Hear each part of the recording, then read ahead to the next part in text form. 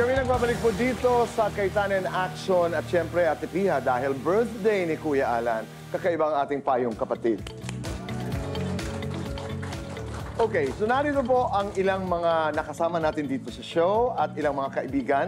Umpisahan natin, Ate Pia. Yes. Bibigyan natin ng ideya, di ba, sa Kuya Alan? So first is you have a birthday card. Kuya Alan, happy birthday mula sa pulis na idol ka sa kagwapuhan. Narito. Ano ba ang mas mahirap? Ang debate sa Senate o ang debate kay Mrs.?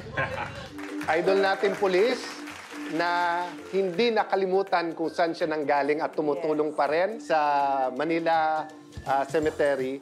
Sagot ko, kapatid, mas madali sa Senate, may panalo ako doon kahit papano sa debate. Kay Mrs. kahit panalo, talo pa rin. Kaya wala dapat. Kay Mrs. pakiusap, hindi debate. Okay. Very good. Ate Pia, Ate Pia, next. Happy birthday, Kuya Alan, from your forever supporter. Mabuti pa, Kuya Alan, Sila ni nga, ba? tingnan natin. Baka. Narito po. Paano ba maging feeling young forever? Anong sikreto mo? Thank you very much, forever young. Ang dami kong gusto sabihin, pero bottom line, tiwala lang sa Panginoon. Talagang live by faith, not by sight. Tama. Sir Alan, maligayang kaarawan from someone who drives you crazy. Narito po siya. Zero pa rin. Paano ba magkakaroon ng call boss gaya mo? Thank you very much, Nat. To be fair, it's me, not him. Siya po kasi driver ko. Minana ko sa tatay ko. Tatay ko po, nasa gitna ng highway. Pagtingin niya mali pag-drive, papapara niya, papalitan niya yung driver. It drives me crazy at sinasabi ko talagang easy lang, di tayo nagmamadali. But mahal ko naman talaga lahat ng kasama ko araw-araw. Okay, Senator Alan, enjoy your special day from your brother in Christ. Narito po. A serious question. Is being a Christian an asset or a liability in the political world? I really want to know. Brother Jimmy, it's not about whether it's an asset or liability. It's really what you value. So to me, seeking God's kingdom, being a Christian, is everything. So if you go into public service and you have to give that up, public service is not worth it. Thank you, Jimmy. Kuya Alan, maligayang kaarawan po sa iyo mula sa taong lubos na nagpapasalamat sa iyo. Nagbayad ba ako ng utang recently? Kaya may lubos na nagpapasalamat. Narito po. Paano nyo po naiiwasan ang extra rice sa dami ng stress sa Senate? Hello, Doc Doc Nico. Nico.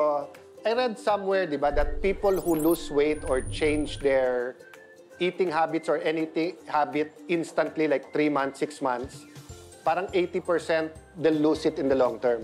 So ako, I went from only rice to half rice, to brown rice, to half brown rice, then to gulay. And yung dati namin, yung pastor namin, for the longest time, si Pastor Doy was telling me, your mind is powerful. So like when I eat munggo now, I say, masarap yan, kanin yan, kanin yan. So I can actually eat munggo with adobo. Hanggang ngayon, hindi makapaniwala si ate how I can eat healthier than she did. Because she's always eating healthier. Totoo. Di ba? Thank you, Doc Nico. Maraming salamat, Kuya Alan. Hindi pa tayo nagtatapos dyan dahil meron pa tayong papati naman, Ate Pia. Kuya Alan, narito po. Napaka-bless ko na nagkaroon ako ng isang partner na nandiyan dyan to always cheer me on, to always encourage me. Minsan kahit hindi na ako naniniwala sa sarili ko, siya pa rin ang nagsasabi na kaya mo, mahusay ka. So I'm so thankful na merong Alan sa buhay ko. Si Alan din ang paborito ng aking mga pamangkin kasi talagang grabe yung patience niya at never-ending ang mga jokes pagkasama yung mga pamangkin ko. So tanggap ko na, siya talaga ang favorite na uncle, papa, and papi ng aming mga pamangkin. Good health ang lagi kong panalangin sa asawa ko at syempre kung ano pa yung mga dreams niya for him to grow deeper sa kanyang faith kasi yung faith niya sa ating Panginoon nai-influence yung mga taong nasa paligid niya.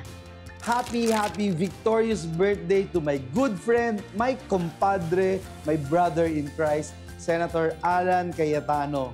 Sen Alan, Brad, mula pa noon sa Kamara de Representantes, nakita ko na yung tapang mo at mga paninindigan mo na walang kapantay. And I know that your courage stems from your very strong bond with our Lord Jesus Christ. Brad Alan, your consistent courage and passion to please God, which is rooted in faith, significantly amplifies your ability to champion important causes, especially it's for the cause of God's kingdom. Kaya sa araw na ito na ipinagdiriwang mo ang iyong kaarawan, dalangin ko, Brad, na lalo ka pang ma-inspire na gumawa ng magagandang bagay. Mista, I wish you long life, good health, and prosperity. Wishing you a very happy birthday. May life lead you to great happiness, success, and hope that all your wishes come true. I commend your commitment to public service and your contribution to the well-being of our nation. Senator Alan, ang daming pong naibigay na advice sa akin, and I hope that this day bring you joy and a well-deserved celebration with your loved ones. Here's another year of making a difference for our people in our country. Happy birthday, Senator Alan. Taos pusong pagbati. Ito po si Jesus Cordero. Happy birthday, Senator Alan. Dalangin ko na sa harap ng mga pagsubok ng buhay na kinakaharap nating lahat ngayon, patuloy kang biyayaan at pagpalain ng mahal na Diyos upang mabigyan ng lakas na harapin ang mga hamon at pagsubok na ito. Happy birthday, Sen. Alan! Happy birthday, Senator Alan! Senator Alan, Brother Alan, isang napakaligayang kaarawan para sa iyo. Wala akong ibang tanging hiling kundi una, pagkalooban ka ng patuloy na kalakasan ng Panginoon at yung kanyang divine assignment na pinagagawa sa iyo para sa bansang Pilipinas ay hindi mo lamang matapos kundi maluwalhati at matagumpay na magampanan mo para sa ikabubuti ng bansang ito. You know God has a plan for you. The best is yet to come. My wish for you ay magtagumpay ka, manalo ka sa lahat ng ipinaglalaban mo para sa Diyos at sa ating bayan. Happy birthday. I'm so blessed by your life, by the focus, the stability, and your faith, and your love for the body of Christ. God bless you. It is my privilege to wish you a very happy birthday. I know you are a great man of God. I know there are more rooms, greater things as yet to come into your life. Ang aking panalangin is that the Lord will continue to give you more wisdom, magiging sharp and discerning ka, so that in every plans, choices, and decision na gagawin mo, ang Panginoon ay talagang sumasayo. Happy birthday! Mula sa amin dito ni Byron at Amina, pinabati ka namin ng maligayang kaarawan.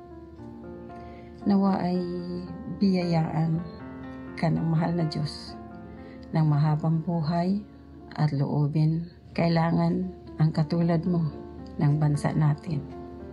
We love you.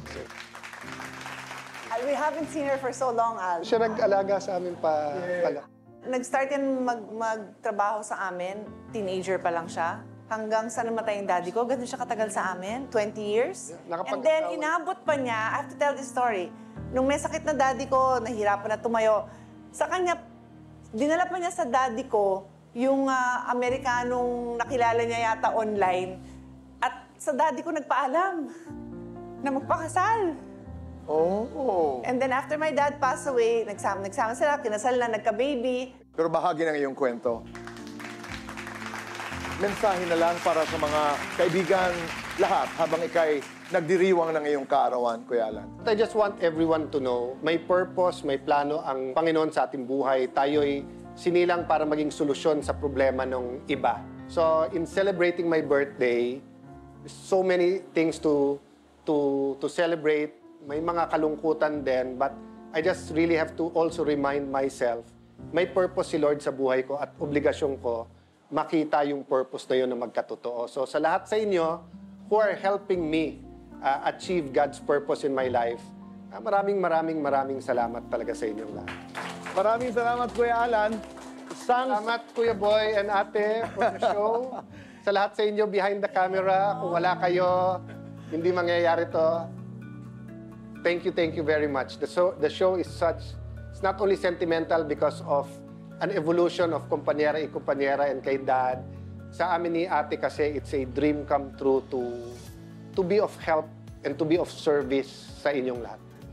Isang special edition po ng Salamat ang ating matutunghayan sa pagbabalik ng...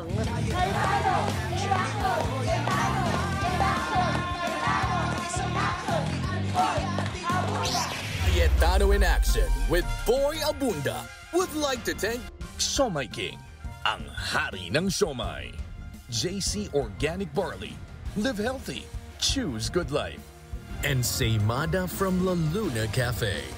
Come home to a delicious tradition. We're located at 103 ML Quezon Avenue, Hagonoy, Taguig. 7. Visit at B6, Bonifacio High Street, BGC, Taguig.